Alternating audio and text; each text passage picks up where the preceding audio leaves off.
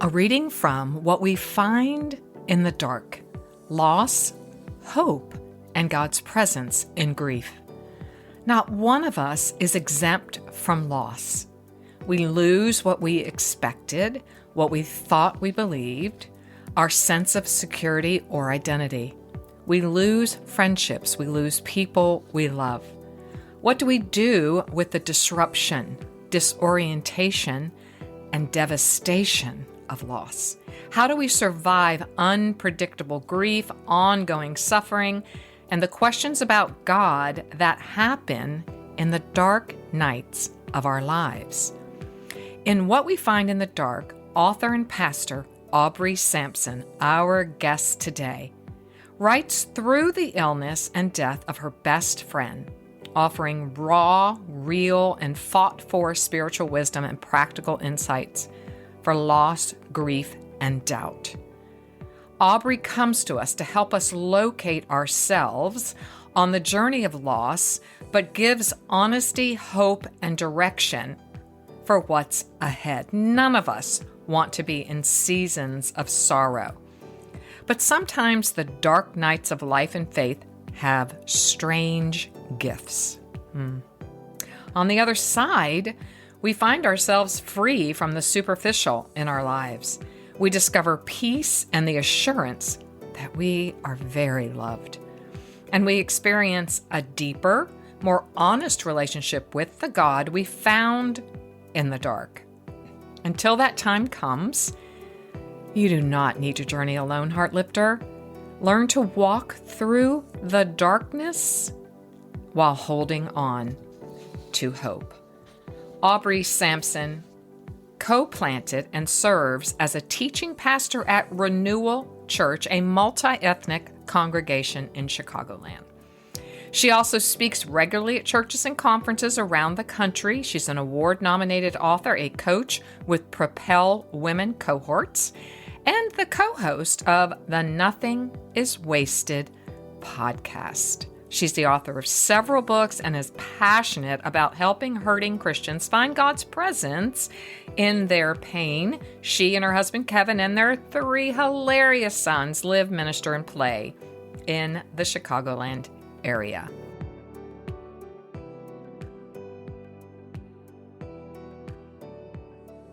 I thought my conversation with Aubrey would be the perfect way to begin our Lenten experience. Lent is a time in the church calendar where in the past, in the ancient culture, they would put sackcloth and ashes on, and they would spend 40 days in prayer and fasting as they awaited the great Easter aria that was to come. We've gotten a bit away from that here in our modern culture, but I like to think of a time like Lent as just a time to really set apart with intention some beautiful time of stillness, silence, and solitude, to be in the presence of God, to examine the heart, and perhaps to make some transformative changes in our life so that when Easter does arise upon us, we can then move forward out of this 40 days with a renewed vigor for the faith journey. When I was a child, I gave up candy, and my great reward was Easter morning when I probably ate myself to death in sugar.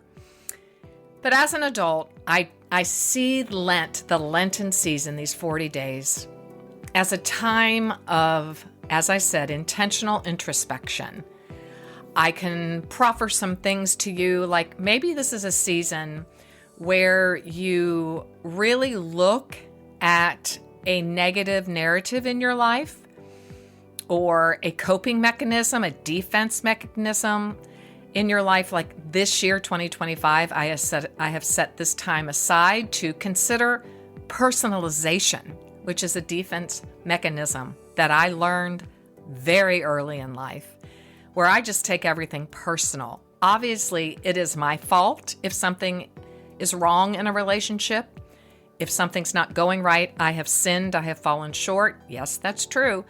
But I think I just picked up that narrative that if I was good, a good girl, and I got straight A's, and really if I won Miss America, my dad would stop drinking, my mother would stop worrying, and they would be happy, and everyone would be happy. I don't know where I picked up that responsibility. It's just part of my DNA to be overcaring.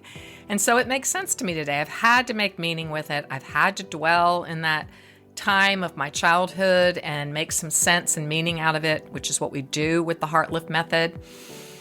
But I thought today that Aubrey's conversation would help you to know that there are strange gifts in the dark nights of the soul. And we could even expand that conversation to perhaps a dark time in history.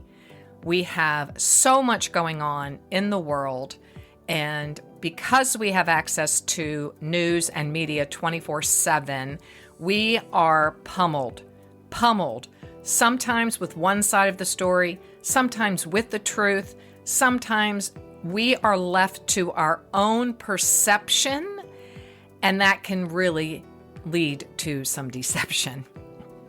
If you need some ideas for how to navigate your 40 days, I will put those in the show notes.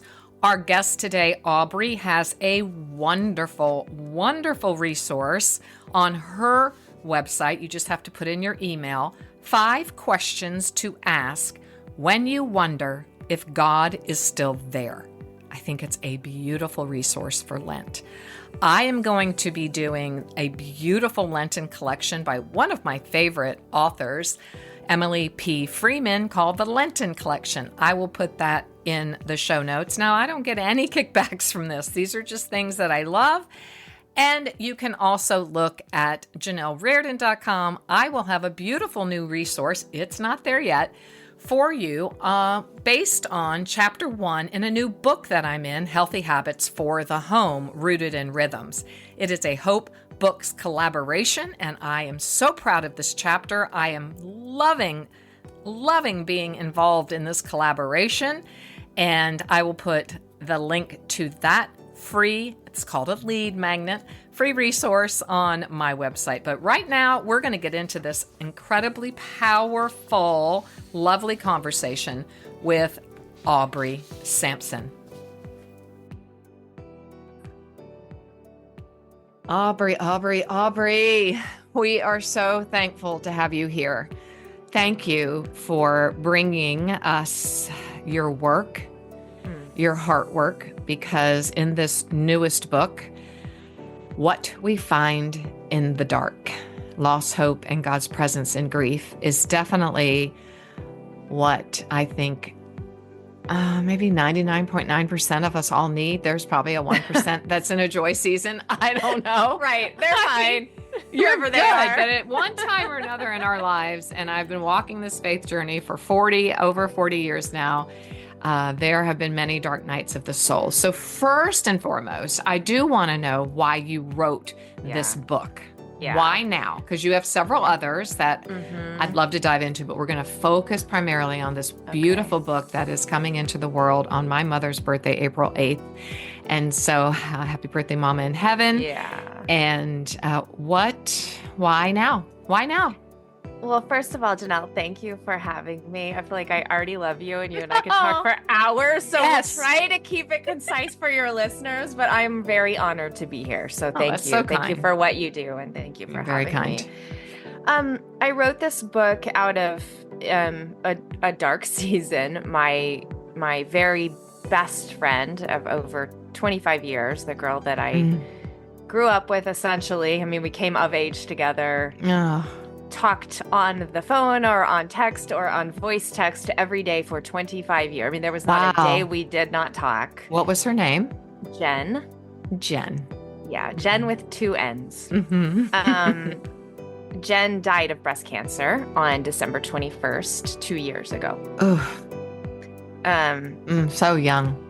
So young, leaving 3 sons behind. We both have raised 3 sons together. I just got chills. She had, yes. Yeah. Ooh. So Janelle, I have Mm. I have been through loss before, and in fact, I am in a season of loss right now. My Oh, dad actually died on the same day, December 21st. no. Yes, just a few months ago. I mean, it will be a few months when this podcast come out. It's Oh, right. just a month into your life. 2024, December 21st. Yes, yeah. The So 2 same years. day. Aubrey, that is not coincidental.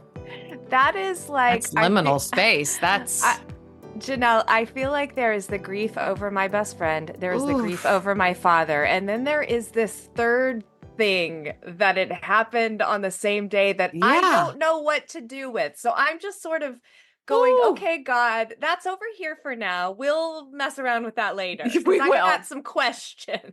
I've got some questions. I really like that. I have got some questions for I you, have some God, and questions. I'm going to get in the closet in Yeah, some silent yes. space with three boys, Yeah. 18, 16, and 13, which I remember those ages, and there was no quiet space. There's no quiet No, space. that is a very busy season Yeah. of parenting. It So, definitely is. oof. So I wrote this book. It is not my first loss. I have Mhm. written about other losses and grief before, different types of losses as well, not just death. Right. But this was the first time for me as a Christian of, 35 years Oof. when God was not drawing near with his presence.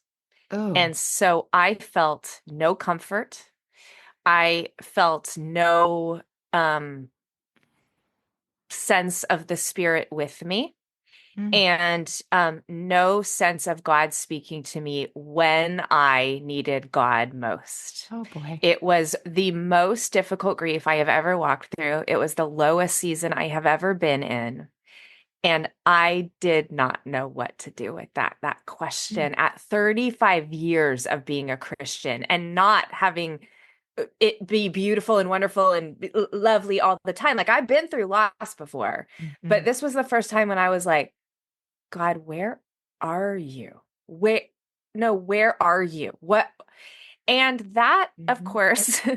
sends you on quite a journey of like, okay, what is faith when I can't feel God?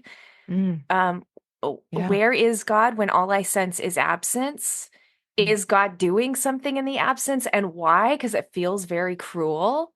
And so Yes. honestly, this book for me was like a wrestling, like I gotta get through this somehow. I have to make sense of it somehow, or else Uh-huh.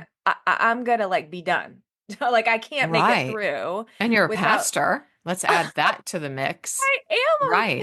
So you pastor. have a So I'm like, congregation depending on you to figure it out, I would think. yeah, yes, Children wondering yes. why is so with that mix. I Yeah. mean, you're married, you're parenting, 35 years. Were you two when you accepted Christ? You look I so so young.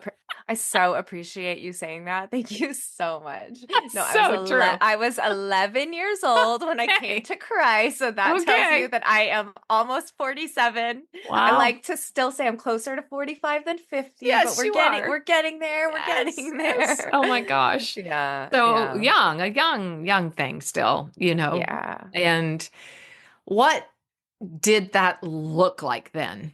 Did Yeah. that look like I'm getting in bed? Because that's where I probably will go later this afternoon myself. Because I Mm, expressed to you before we started, I feel like I am in a very dark night of the soul again. And the questions, where are you, God? yeah. I know you're there. I've been here before. Yeah. But why was that time different? And what did that look like Yeah. physically? Did you just Yeah. high function through it?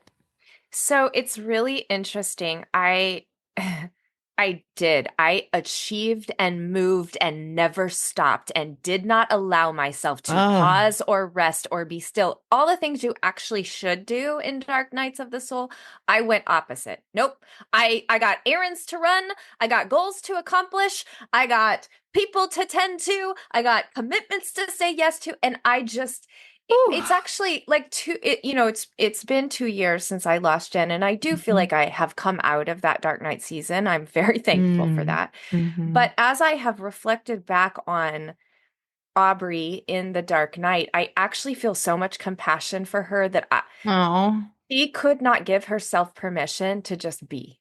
Like I think it was avoiding the pain. I was so unsure of what to do. It was like groping. Like I am Oh, groping for yeah. something. That's And I good. never just let myself go, okay, maybe God's doing something. I'm gonna let go. I am going to rest. I am going to stay in bed. I just didn't give myself permission to do that. It's interesting now being in my grief with my dad. I am letting myself stay in bed. I have canceled a lot of things and I'm like, no, Oh, we're not doing that again. That was not kind to myself. And so now okay. I'm giving myself permission to rest. But yeah, you'd think in a dark night of the soul, you're going to be can't get out of bed, under the covers, lights Mm-hmm. out, curtains Mm-hmm. closed. But Depression. right, but that was not my experience Yeah. of myself in the dark night anyway. I You think type 8 it. Mm-hmm. oh yeah, I'm gonna win this thing. I I will got win the this. dark night of the soul. You Oh my know. gosh. I do know it sounds extremely familiar, sadly. Yes, you know that well. I know it very well. Yes, I I'm do. sorry. I'm Yeah, but sorry. this time I don't. Like you, I don't know. Okay, let's just explain for everyone because, man, I Yeah. am just relating and needing to stay focused. Oh, because what is the Dark Night of the Soul? Yeah. St. I John, get the book, my dear Heartlifters. I have no doubt that you will, because if you aren't in a dark night of the soul, for sure there are those around you who are. So, what is the yes. dark night of the soul? What is that? It's such a good question because we tend to use it Hmm. incorrectly in our current vernacular. We use it to simply describe hard times, even depression, Yep. spiritual doubt, things like that. But Mhm. the Dark Night, according to Saint John of the Cross and his mentor Teresa of Avila, Oh, who they actually coined the phrase, it is a season of obscurity. Meaning, oh, it is a season when you cannot see, sense, or understand what God is up to. And I'm going to butcher the Spanish, but the actual original translation in Spanish is La Noche Oscura, and that's uh-huh. a night of obscurity. And it's like the season you're in becomes so opaque that you just have no sense of God's presence, of what God is doing, where God is leading you, and there's no answers in it. And that's what's No. very, very, very difficult. But what's Hmm. interesting is anecdotally, and even in scripture, Christians have experienced seasons like that where, for some mysterious Hmm. reason, God pulls back not his presence, but a sense of his presence. Oh, that's good. Stop word. And Look. Oh, yeah, no, yeah, yeah, you're on a roll. You're preaching, yeah, and I love it.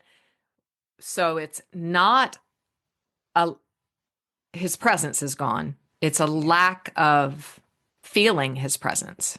that's it. Is That's that it? Because he's exactly it. always present. Scripture Okay. says he never leaves us nor Mm-mm. forsakes us. So if we're going to believe that that's true, Yeah. then we have to believe it's not his actual presence that he has removed from us, but there's some reason he is removing a felt sense of his Yeah, presence that's good. because Yeah. he's doing something in it. And unfortunately, I mean, Teresa Yeah. and John thought it was loving. Like they would call the dark night of the soul this loving Oh thing my God was doing. gosh. I never experienced it as loving until looking back, going, oh, okay, Oh, I yeah. see what you were doing. Yeah. Because on And I some level, go ahead. No, no, no. I don't want to stop you. Well, I think part of what God is doing is helping us realize actually our faith isn't a feeling. Uh, mm, yeah. Say it again. Yeah, I know it's hard. You don't even want to say it, but No. it's like I think what we end up doing is worshiping God for like the quote feeling we think we Hmm. get from the Spirit. And again, God, the Spirit Hmm. does bring us comfort Of and course. help and counsel, like things that we're promised. And yet what we can do is actually make that quote feeling an Hmm. idol or a god instead of worshiping God himself, Jesus himself, the Spirit. And Hmm. so part of what's happening in that pulling back is God is actually drawing us closer to understand his presence in a new way and understand that faith is more than just a feeling. Hmm. Wow. Sitting with that for a minute. Mm. Okay. So he is present. And Yeah. one of the things that you talk about in what we find in the dark is this concept of you had fought for spiritual wisdom. Fought for. And I was like, Yeah. "Ooh, yes.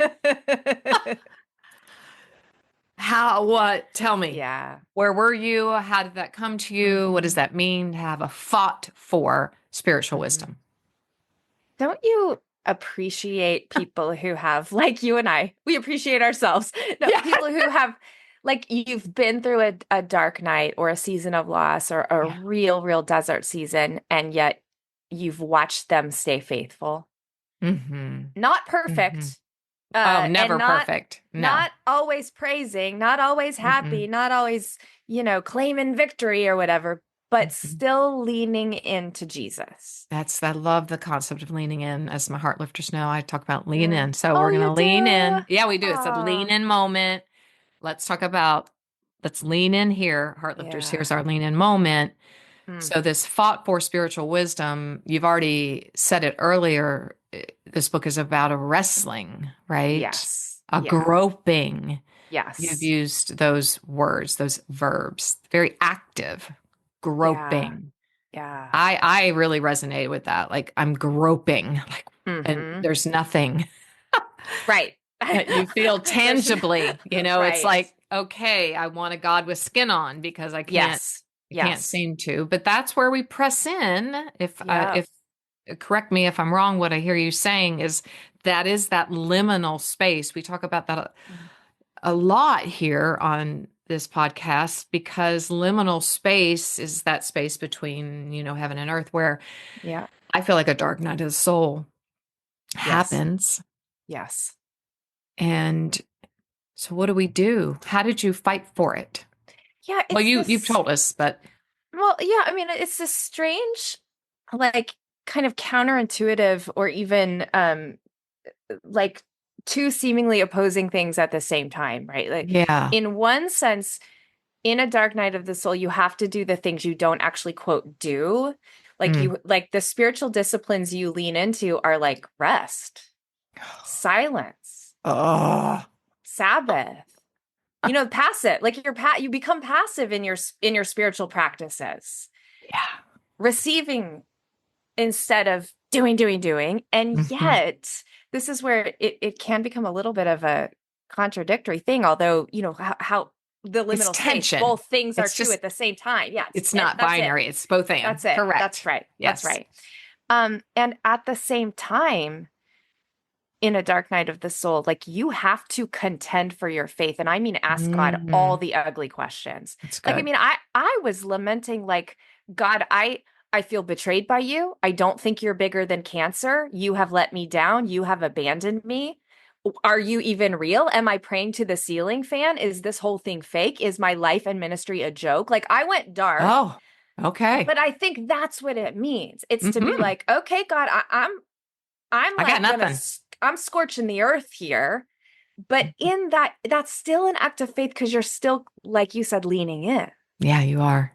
So it's like, you're right. It's that tension between the passive spiritual practices of just rest and receiving and going, okay, God, I can't Hmm. control this dark night. Mm, So I'm going to let go.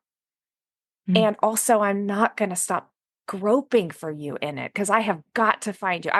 Like Jacob, I will not let you go No, unless exactly. you bless Until me. you bless Yeah. me. Yes, I Yes. love Yeah. that. Yes, for Yeah. sure. And then the woman who just crawled and groped her way, Yes. the woman, the Yes. issue of blood, That's it. I really love her. I will grab your hem. I Like, will. Exactly. because I got nothing I got left. nothing. But she did have something left, and Jacob had something left Yeah, because it that's was right. that fought for.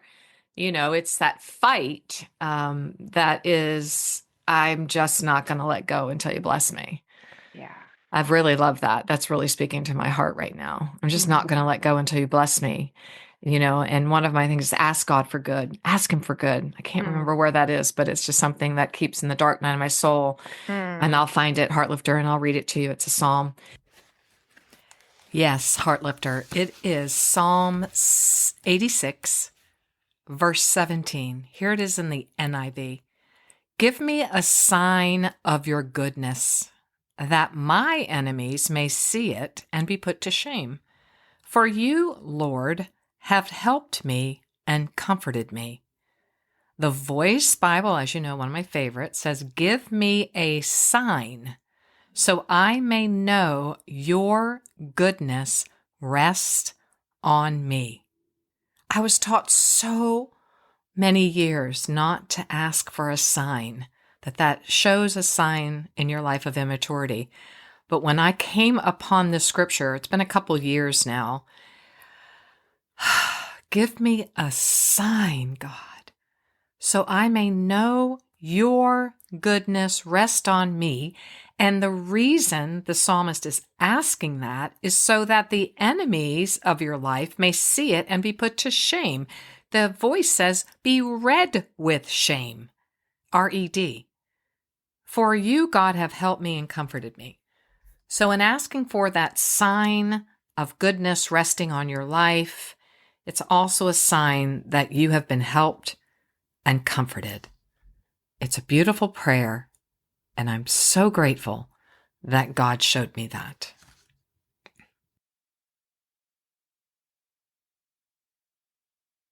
He just asked me for something good. Okay, I'm going to keep asking. I will. Is it okay if I ask for good?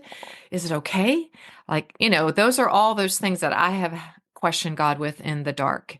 And so you have you write about, and I love this word, compelling, sticky statements. Well, I am a Post-it note girl, and my husband and I recently in Uruguay, when I was there visiting my two grands, we didn't have any way to watch anything, no TV, or anything, but I had my iPad, and for some reason it connected. And so we watched Unsung Hero, which I'm not sure you've watched. It was I hadn't either. And it was all the hype, So my husband and I watched Unsung Hero, which is about, for King and Country, their story, and Rebecca St. James' story. Oh, wow. And I couldn't pull anything up, but for some reason that movie came up and I'm like, oh, let's watch this. Well, my husband cried through the whole thing. Oh, and wow. A big part of that movie is sticky notes on the wall. Oh, that's cool. Pray and thank.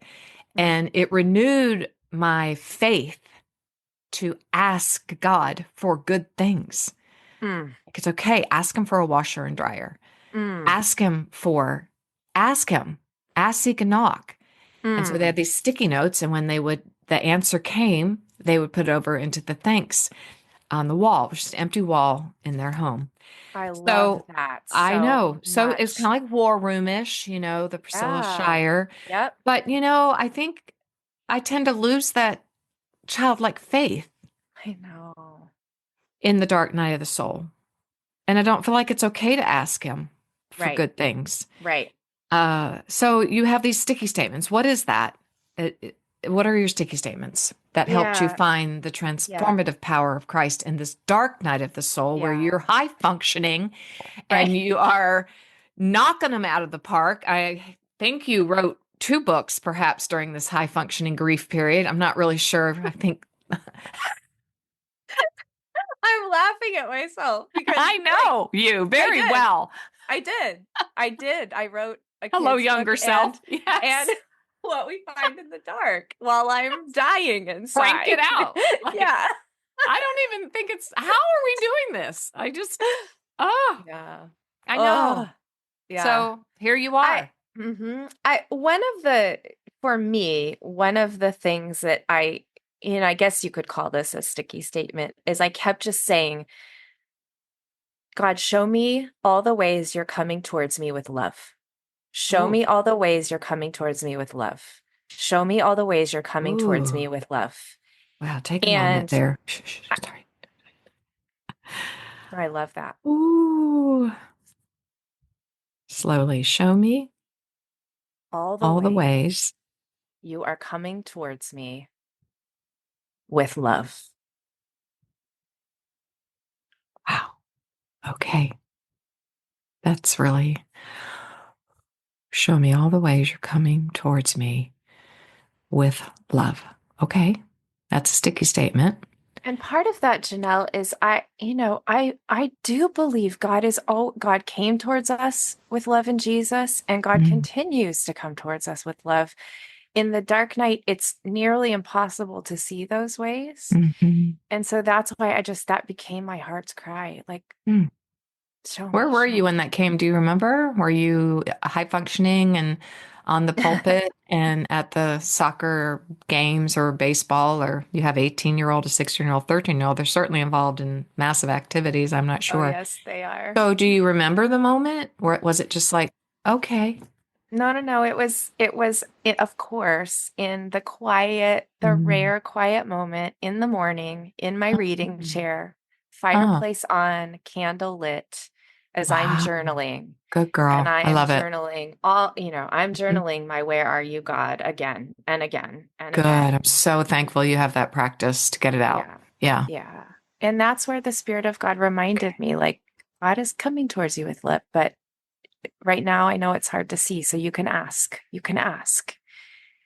And part of that then is, if you're going to ask God, show me all the ways you're coming towards me with love, is then you have to attune your soul to Mm. pay attention, you Yeah. know. Great. I love that word, attune. It's very Mhm. powerful. Mhm. Yeah, because I'm thinking, did you ever not want to sit your little self down in that reading chair? So Was it there a was, discipline? oh yeah, there was about a year when I would honestly, I had my Bible and my journal on my coffee table by my little chair, and I would literally walk by and I would go, Hey. you just stay over there. I'm not ready for you right now. Okay. Thank you. I want you to be so honest. This is so Yeah. helpful. Okay. Yeah. What did help is I could read a piece of poetry. I could read a Mm. liturgy. It Mm. took me about a year in my dark night to be able to read like a psalm. I Mm. started to call it inchworm Bible reading because I was like, okay, I can do one psalm. That's it. That's what I You can said do. in short Bible reading? Inchworm. Inchworm. Wow. Yeah. Yeah. Man. Oh, Yeah. oh my gosh. Yeah. And just That's like so good. inch by inch, like, Hmm. okay, okay, God, I'm gonna look for you. Okay. But it Okay. did. It took me a while. So yes, it became a discipline, Hmm. um, a habit of faith, essentially. Like, Hmm. I don't Yes. have faith, but I'm gonna choose to. So here's Hmm. my way of doing it. I'll journal. I'll ask Hmm. God my questions. It's not gonna be sexy, but like I gotta do something or I'm not gonna make it, you know? Yeah. How did your husband during this time, your significant, beautiful husband that you Yeah. co-pastor with? Yeah. I'm sure that I know. I just feel so bad for my husband right now. Like I'm in a dark night and I'm just feeling really bad. I'm like, you can't help me. There's nothing. His encouragement's falling flat. Yes. It's just, Yes. you just kept Yeah. going. You just kept going. So my husband is a 7 on the Enneagram. Oh, So, fun. Okay. right. Let's avoid. Let's have a party. Yep. Yep. We're gonna pretend like pain isn't happening. So it What are wasn't you? A great. three or? I am a 4 with a very strong 3 wing. Okay. Yeah. I get Yeah. you. Yep. Two with a strong. Okay. Oh, okay. Okay. Yeah. We know each other. When I'm not Uh, healthy, I go to three because I just want to produce yeah. ambition. Yeah. So I think that is what we would call high functioning. Yeah. It will get us through. Yep. And thank God, we have to have coping. We have to have defense mechanisms. They Yep. help us get through things. And God is gracious. I'm hearing a million things that I'm probably going to come back and reiterate Mm. after we're done. But, be kind to yourself. I'm hearing you say that. I'm Yes. hearing you say that you had a specific place in your home that was your place to center, to ground Yes. the reading chair Yes. with the fireplace and the candle.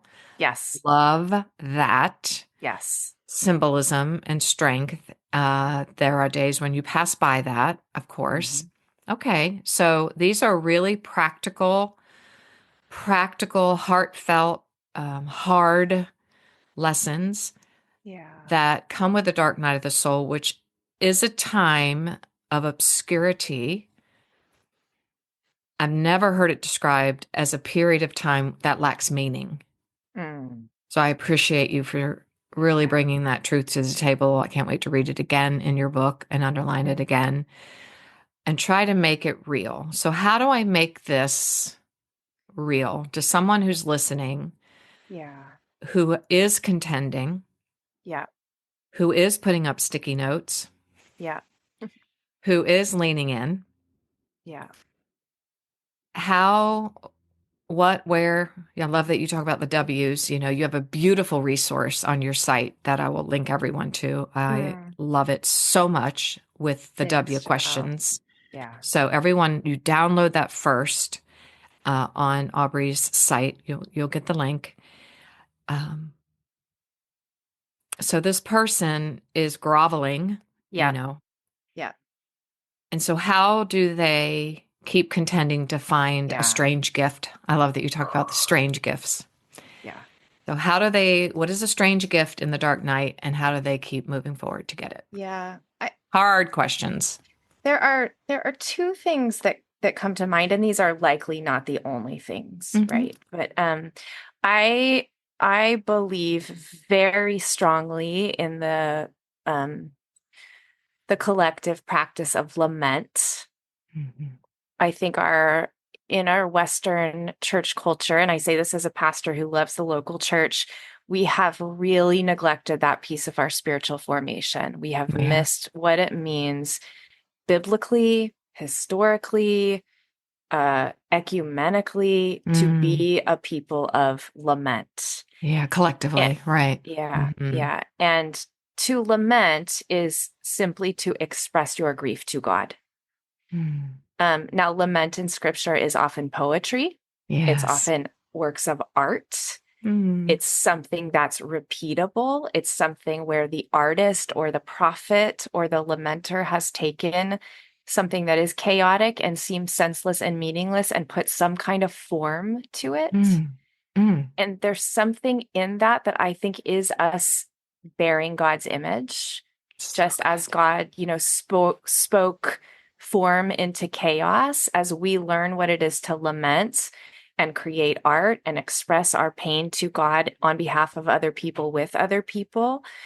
There's something in that practice of lament that I firmly believes keeps our hearts connected to God in a dark night of the soul.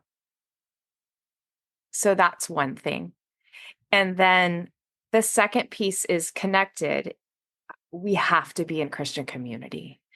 And I know that sometimes Christian community can be the place that causes pain and causes dark Yes. nights. So Yes. that's complicated. I understand. Yeah. I would That's never say another conversation. yes, yes. So I wouldn't say run to your unsafe community, but Yeah. find people of faith that are trustworthy Yes. and you just borrow their faith.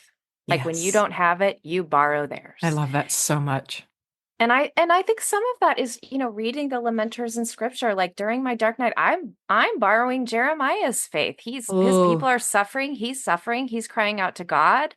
And so I'm like, okay, if you can keep crying out to God, Jeremiah, then I'm just going to read your words out loud. That's my prayer for today because I I don't have love any. that, Aubrey. Oh Yeah. my gosh, that's so well said and so Mm, wise. That's an mm. attribute of your fought for spiritual wisdom, to borrow Jeremiah. That's so fresh. Yeah. I'm going to be, Yeah. okay, Deborah. Okay. Yes. I need Yes. to borrow some of your warrior spirit or That's your right. wisdom spirit under the That's palm right. tree. I really love that. Like That's right. activate those that have gone before us, those in our cloud of witnesses, activate their faith in a season Yeah. where you feel none, Hmm. feel being the Yeah. operative word. That's Yeah. so beautiful. So a strange gift then is to borrow. Hmm. Is that what you're saying? Okay. Hmm. Borrow, lean on, lean Yep. in, collectively find a group. Um, Hopefully it is your safe church. Hopefully. Yeah. Hopefully Yeah. it's your safe family, Yes. small group. I don't know, people at work, just safety and security to Yeah, seek that that's out. good. It's really beautiful. And I love that. if you need to get a hold of JL's tent peg anger, you do that too. You No, know? I love Some tent anger. I Me love too. it. Please start writing about it. This is so good. This is a sermon series. Have you done this sermon series yet? We've done like, the women of our faith in Deborah and JL were a big part of it for I sure. love it. Grab the tent if you need the tent Grab spike. it. I love it. Get it. Get that anger out. Do God's because that was a work of God. That's so good. So good. Yeah. Oh my goodness. Deep breath. So you can read more about lament in The Louder Song. Yeah, you can. Okay. So these books to me are companion books. They are companion books. That's okay, right. Perfect. So starting with The Louder Song, and I wrote in my journal after reading that and preparing for this, I really helped my ears, God, hear the louder song. You describe that as what? The louder song is what, Aubrey? Yeah, I describe the louder song as, God's song, but really it's God's work of redemption and renewal and recreation, and that sort of already not yet promise of one day making all things new, one day making all wrongs right. And God is writing that song now. God is singing that song now. God is inviting us to sing along with him, but we do have to tune our ears. That's that same concept of contending, attunement. Yeah. I am going to listen until you bless me. Yes, that's right. That's right. That's my word for today. You have totally helped. We prayed before we started for more light, and I'm going to be very, very honest that you have brought me light, and just helping me have things to pray, show me the way, that you bring me love. I scribbled the end of it. So it show me all the ways you come to me in love. Yes. Show me all the ways you come to me in love. I am going to be speaking and praying that all day long, probably until I see the love. Yes. And he will come towards you. I believe that for both of us. He will, for sure. Okay. So in closing, I want to go back to what you were saying about the act of creation during the dark night of the soul, when you were saying that we need to create some kind of beauty, knit a sweater. Is that what I'm hearing? Knit a blanket, cultivate your soul. That's exactly it. Because I understand not everyone is an artist. Not everyone's going to write a song, a poem, or two books in the middle of their lamenting. Right. That's not and that's fine. God has created us all beautifully, perfectly, differently. But that's exactly it, Janelle. Okay. Like, what can you give for your soul's refreshment? Yeah, like, what nourish. Yes, that's it. Because you're in a desert season. You are in a dry wilderness season. You are in the darkness. So, I think about dark nights of the soul as like, you have to have night faith. And one of the ways that we have night faith is tending to our soul's needs. And I actually think that's a gift. That's one of those strange gifts in the dark night, is suddenly we have this permission to like, oh, what do I need? What do I want? What is my soul longing for? And that might be an art class. I started doing those, dumb paint and sip classes. I'm a terrible painter, but that gave me life. It's just fun. It's creative, and there's people in the room laughing. And yes. And I was decorating, anything. Yes, anything. Being with somebody, going on a walk, going on a hike, gardening, brewing a beautiful pot of tea. I was in Uruguay, and after the asado, they make a round circle of chairs. And they do this every Sunday or whatever. They're so family based there. And they made their cappuccinos, and then they made this incredibly beautiful hibiscus tea. And the teapot, all the teacups, I have pictures, I'll put them out. Yeah, I was like, why don't I do this at home? Right.